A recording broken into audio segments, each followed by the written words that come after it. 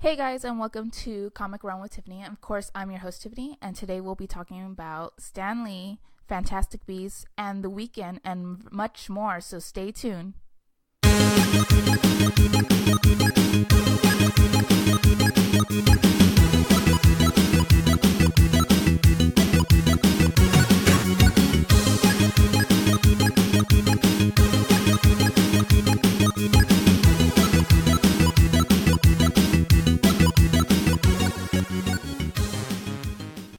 Hey guys, how are you guys doing? I know it's been a while since I've last recorded, and I'm sorry about that. I've been a little busy with, school finishing up, holidays, birthdays, and cons and festivals. So I'm still editing, and if you guys want to find out what happened at LA Con, you can go to my link at my Instagram at Comic Realm _W Tiffany TIFFANI, and click on my link tree in the bio and click all about Entertainment Network YouTube, and it takes you straight into the YouTube channel, and you can see all the interviews that we have done at LA Con. So, and you can also check out my posts on Instagram, because I tend to record and post things that the cool events that I'm at.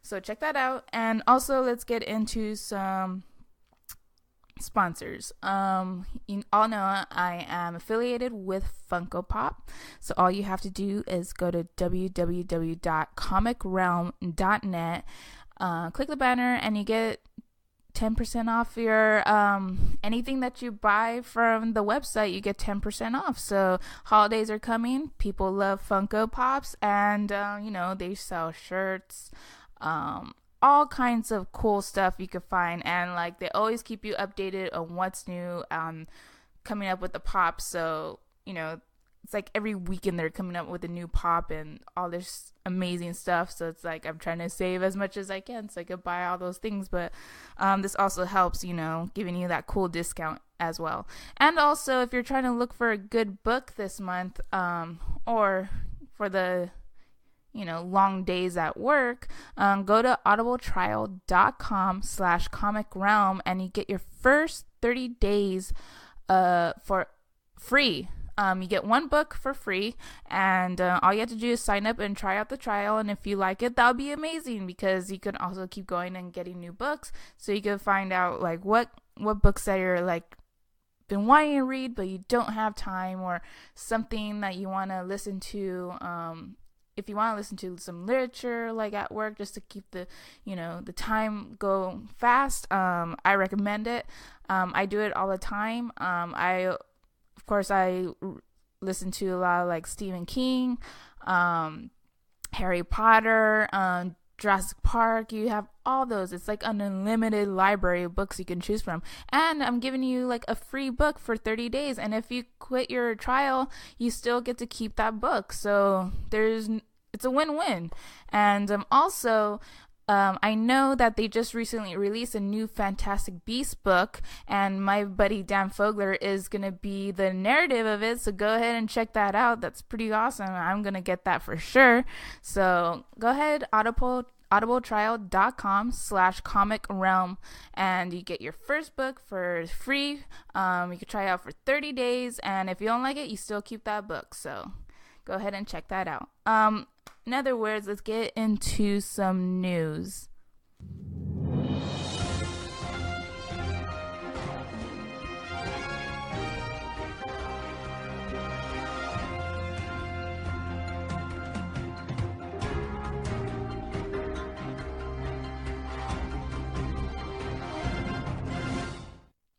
All right. And you guys all know the biggest news, heartbreaking news that happened this week is the passing of Stan Lee. He's lived a long, great life, obviously, from 1922 to 2018. It was really sad and emotional when I found out Monday morning. I didn't think it was true. I thought it was just a rumor or whatever they do, the celebrity is dead or blah, blah, blah. And it turns out it was all a lie. But this really did happen, and I knew this was going to happen sooner or later, but I wasn't like mentally ready for it. Like when it happened, I was so sad, very heartbroken. I never got a photo with him, which I'm sad about, but like I got photos of him from afar, or like, walk by him at cons, and that's as close as I got to Stan Lee. But it would have been amazing to meet him, but sadly the fallen hero is gone. So he died at age 95. Stan Lee helped create our favorite characters in the Marvel Universe, such as Fantastic Four, X-Men, Iron Man, Thor, and many others that we do thoroughly enjoy watching on the big screen and reading in our comic books. The man had a huge impact on us growing up and creating heroes that we looked up to as children and still do. There have been many beautiful stories from everyone on social media sharing their special moments with Stan Lee, from writers, artists, celebrities, and fans, and everyone out from the woodwork. So he was a very inspiring man, and everyone had such wonderful stories to talk about, when they had their moments with Stan Lee. And like that Monday when I was just going through like social media, Twitter and Instagram, it was so hard to even open them up because you just see all these like wonderful stories from other people, like sharing their gratitude and giving so much love and respect for this man. And he's giving us such awesome stories, things that pretty much took us out from real life. And I'm getting choked up about it because it's so sad. He was a great guy. He gave us characters we all loved, and it was so emotional Monday. And if you want to find out more about this guy, you could also check out Rob Liefeld, the creator of Deadpool, who wrote an awesome tribute to Stan Lee, and you can find it on Variety online. So go check that out. And he's given us stories of when working with Stan Lee, and of him growing up reading these stories, and then having a career in Marvel. So it was great and it was beautiful. So go ahead and check that out. In other news, in lighter notes, but also The Weeknd, as you all know. I don't know if you haven't heard, but The Weeknd is being sued for Starboy from a comic book writer. I never really heard of this comic book writer. I tried looking into him, but I couldn't really find much. But his name is Emun Talasazan. I'm sorry if I butchered your name, but the comic book writer says he's created a comic book universe in 2014 that revolved around R&B and rap stars. According to the suit, Talasazan, God, that's such a hard name to say, had combos with The Weeknd's People in 2017 about making Starboy into his comic book universe. And when that was happening, The Weeknd already had their hit song and album with the same name, and cut to now, The Weeknd debuted his own comic book called Starboy, and in connection with Marvel. And the comic book writer says the Marvel comic had a near identical premise to what he has been working on, and that he pitched to The Weeknd's People like a long time ago. So that's happening right now, and so they're trying to figure that out. So I guess there's a huge lawsuit going on with The Weeknd, I guess, stealing some comic book writer's idea. Who knows what's going to happen with that? I mean, I did pick it up, but I haven't read Starboy yet, so it's in my my collection of comics, and I haven't gotten to it yet. But that's pretty crazy. I mean, who knows what's going to happen with that, with the lawsuit, and it's kind of fucked up if he did steal the idea from a comic book writer.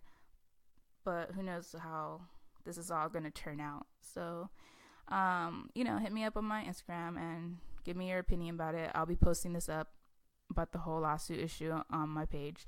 And also this weekend, if you haven't seen the awesome trailer, Pokemon Detective Pikachu trailer came out. And when I first heard about, you know, the premise of this movie, like just hearing it through like the rumors online, like, oh, they're gonna make this Pokemon movie, I was like, Detective Pokemon, and then Pikachu was gonna talk, because in the animated, when the animated Pokemon, I think it was a movie, and they showed Pikachu speak, and it was like, what the hell? It was kind of weird, and it was bizarre, and I don't think people were ready for it, and it was just like, that's kind of, it was pretty lame. But then when I saw this trailer, and Ryan Reynolds is gonna be the voice of Pikachu, it was pretty hilarious, and it was awesome at the same time. So when I watched the trailer, I got pretty hyped. I got pretty excited for this. And if you haven't checked out this trailer of the Pokemon Detective Pikachu, check it out. It's like freaking amazing. The CGI is awesome. You're gonna see some of your favorite Pokemons, and I'm really excited to see this movie, and I can't wait for it to come out. And of course I'm gonna be seeing it in theater because I'm such a nerd. But anyways, yeah. What did you guys think about it? I know, like, I posted a trailer on it on my page, and like people were like so excited, and like I thought, I was like, okay, people are probably gonna say this is dumb, this is dumb, this is dumb, but like they all felt the same way as I did, so like I wasn't the only one. So it's awesome, and I'm still playing Pokemon Go because once a collector, always a collector. So go ahead and check out that trailer on YouTube or anywhere online. And also, I saw Fantastic Beasts 2, The Crimes of Grindelwald. I saw it Friday morning, and I was pretty excited for it because I've been waiting for this movie for a long time. And so what I have to say about it, because before I went in, I heard people were telling me, oh, I heard it didn't have good ratings. I'm like, that's just critics. Who knows what they know, And so I went. I really enjoyed Fantastic Beasts 2. And so fuck you, critics, for giving it a low rating. It was awesome. The artwork, the CGI, the creatures that they used, and like the scenery was freaking amazing. So I don't know what the heck those guys were picking on, but it was awesome. The story was pretty like keeping you up to speed. It's like 3 months later from what happened to from New York, I believe, and Newt's kind of in trouble with the ministry because of his travels to New York and the States and what have happened with his creatures. And also you see Queenie and Jacob, and they're dealing with their own problems, but they're just literally trying to fight to stay together because muggles and wizards cannot marry or be together at all. So they're fighting for their love, and they get into like an argument, so they kind of like split for a bit. But Queenie's upset because she wants to marry Jacob. Spoiler, she does, and so does Jacob as well. But if they do, if they were to get married and have kids and stuff, which they want, Queenie would go to jail for it, and Jacob does not want that to happen. So it was sad and heartbreaking. And then you have like Grindelwald forming his own like little army, and like he wants to do things his way, and stop hiding in the, stop like, the wizards from hiding, and they should be all out in the open. So, there's like a gathering that happens, and, wizards are choosing sides, and spoiler, Queenie, sides with Grindelwald. So, I'm just gonna post, before I send out this show, I'm gonna tell them, if you haven't seen Fantastic Beasts, don't listen to this podcast, because I'm gonna give you nothing but spoilers. And and then you're also trying to figure out, Credence is back. He's survived. He's not dead. He goes to Paris to try to find his parents, where he's come from, what's his surname, and he's trying to figure that out. And then you have Nagini, and she's like, it's like pretty much Credence's companion, because she's she's from the circus, and she was like in like the slave, like kind of like a slave in the circus world. She's bound. She's locked up, and she can't talk to nobody, and she's only used for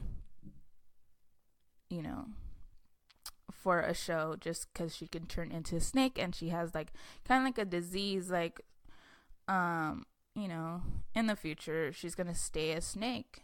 I guess some wizards have this kind of like disease where they turn into an animal, and it's like sooner or later, when like in a couple of years, you're not gonna be able to transform back into human form.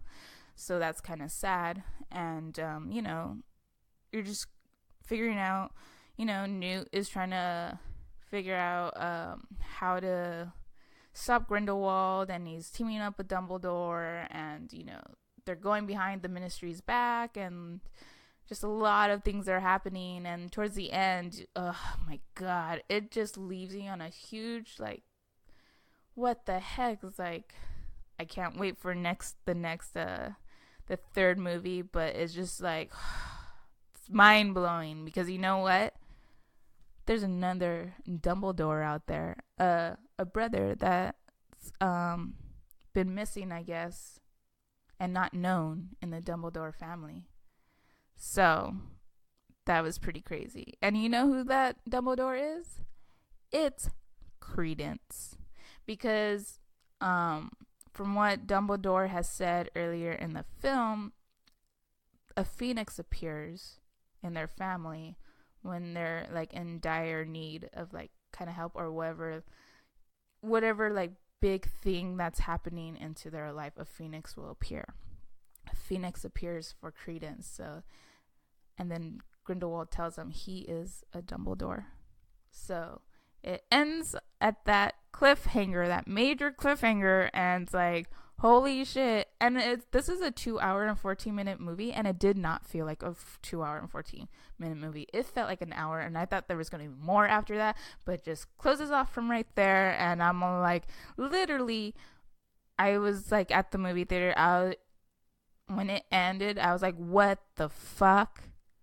I said it out loud on accidentally, and like I was like, in the early showing where the senior citizens and stuff. So I'm like, oh, I'm sorry. But anyways, I was mind blown. I was like, holy hell, there's another Dumbledore sibling. So yeah, it's pretty cray. But go ahead and check out Fantastic Beasts 2, Crimes of Grindelwald. It's awesome.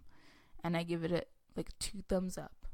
So, but yeah, I think that is all I have for news. I believe I covered everything that I thought was interesting. But let's get into some comic book reviews, and hopefully I won't get emotional anymore. I'm sorry for that, but that was a big loss for us in the comic book community, all our nerds. And you know what, let's just give a moment of silence for Stan Lee.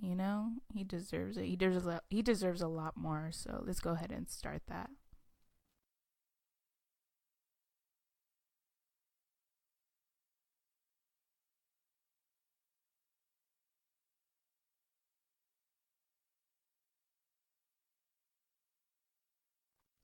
Okay, we're back, and now let's get into some comic book reviews. Let's just start right now. Let's do it. Let's do it.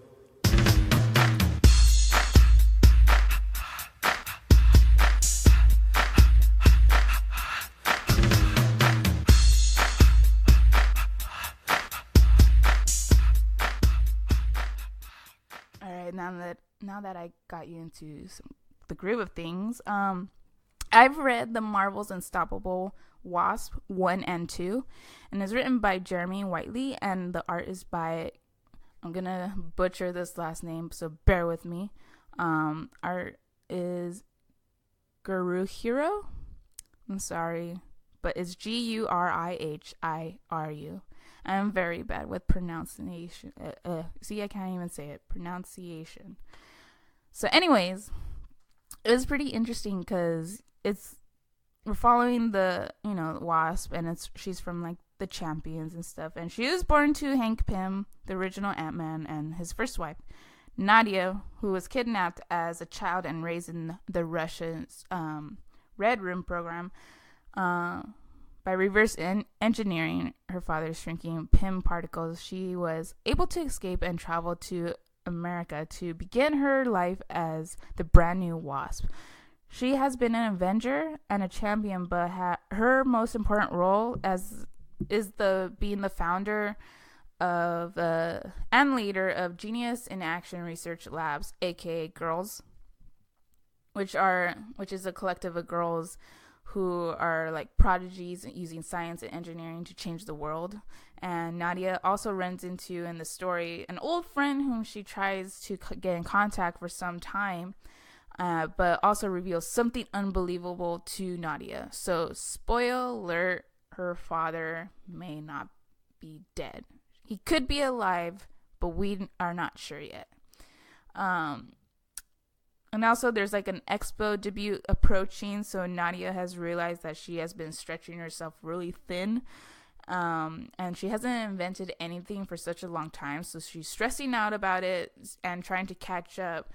But she's also, like, towards the end, Pym Laboratories is being invaded, and like that leads you off to the next third issue, so who knows what's happening. I mean, she's trying to, like, juggle a bunch of things, such as like save the world, do her run her research labs, and just get this expo going with amazing technology that they could bring to this expo. And then also she's supposed to be doing like a lot of not a lot, I mean, she's supposed to go see like a psychiatrist, take some therapy, but she's really tired of being judged, because that's how like the Russian like Red Room program, that's all they did was judge her and critique her, and to be what she is. And she's like done with therapy. She doesn't want to keep explaining herself and people telling her what is the right way, so she's kind of done. I mean, she's not a bad person, she just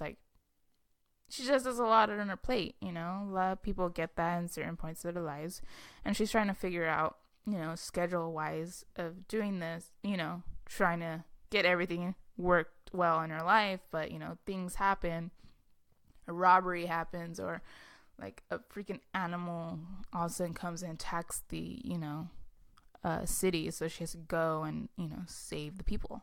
So she has a lot on her plate. I mean, she's only like 16, and she's just doing a hell of a job.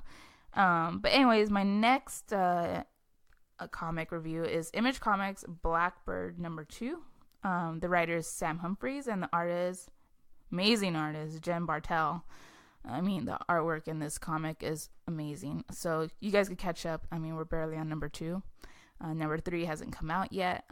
But anyways, it has to deal with like the magic world, and like from what she has experienced during that big old earthquake, she sees like this magical freaking tiger, and like so people think she's kind of screwed up because she's like been nonstop talking about her experience, what she has seen. And it comes back again because later on those magic beings end up like kidnapping her sister. So she goes and tells her father, and her father is like is an alcoholic. So he says that you're a messed up kid, and like you've been nothing but causing trouble, you're crazy and all that stuff. So she's hurt and she doesn't know what to do, but she runs into these magic people in a club and stuff, and she makes friends. They give her more jewels for bracelets, and like one of them, I guess a bouncer or something, finds out that she's not really one of the crew, so he tries to kick her out, but she tries to use what she has in the bracelet, like some kind of magic, to make her fit in. But she ends up escaping, and she runs into another person who could try to help her find her sister. So it's a really cool comic. I mean, from what she's going through, I mean, she's like trying not to go back to like taking drugs to help her get through the day, but like no one's believing her, and she knows she's not seeing things because it's happened again, and like her sister's just gone. She can't be missing all of a sudden, and she saw what happened. So and then she's meeting all these magical people.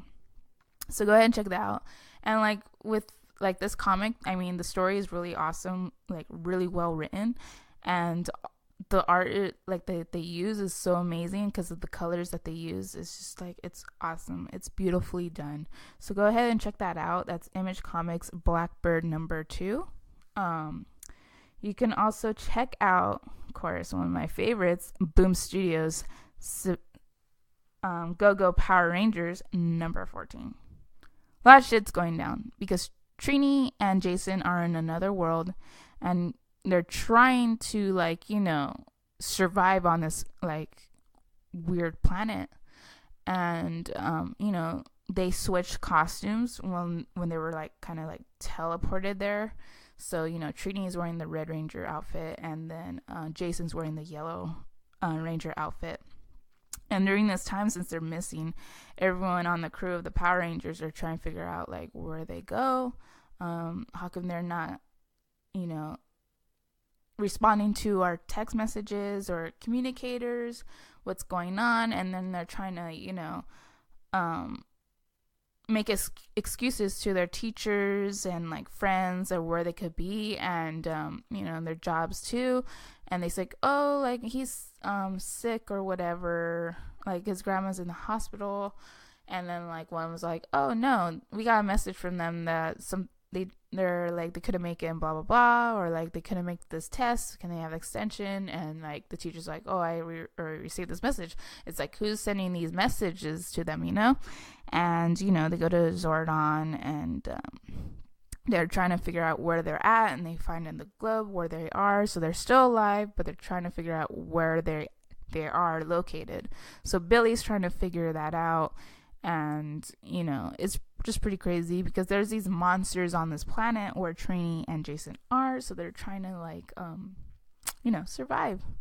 And it's pretty crazy. Those Power Rangers, they get into some crazy shenanigans. So go ahead and check that out. That's Go Go Power Rangers #14 from Boom Studios. I've also read DC Comics Catwoman #5. Writer and art is Jolie Jones, and it's freaking beautiful as well. Really dark but amazing. Pretty much what happens is Catwoman, well, starts off with Miss Creel and her husband, and she pretty much like stab him with this syringe full of this chemical that pretty much gets him like icky under his, like makes him feel icky in his skin. So he just like pretty much like, this is not a kid friendly comic, by the way. He's pretty much tearing his skin, ripping it apart, getting glass and gouging it in his face and eye, and just literally like brutally killing himself with this weird chemical that she's injected to them. So I guess her guards and family hear her screaming, and they go into her room, and he's like dead on the bed. And she goes to the funeral, and she's all like, whatever, he's dead, get rid of this or whatnot. She don't care because she's all there for the money and whatnot. And we cut to Catwoman, who's been captured, and Miss Creel is like literally waiting for, like, wants something to do with Catwoman, but she's captured.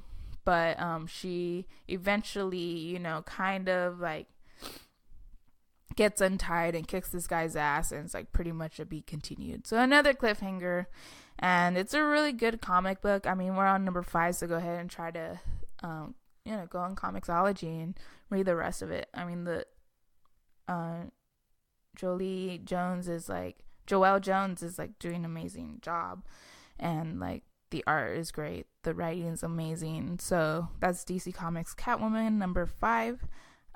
That's all I have for comic book reviews. I should be coming out with another episode soon this week. I know I've been lagging on my episodes. Sorry about that. I've been just kind of busy doing all this stuff, and interviews, conventions, and I still have to upload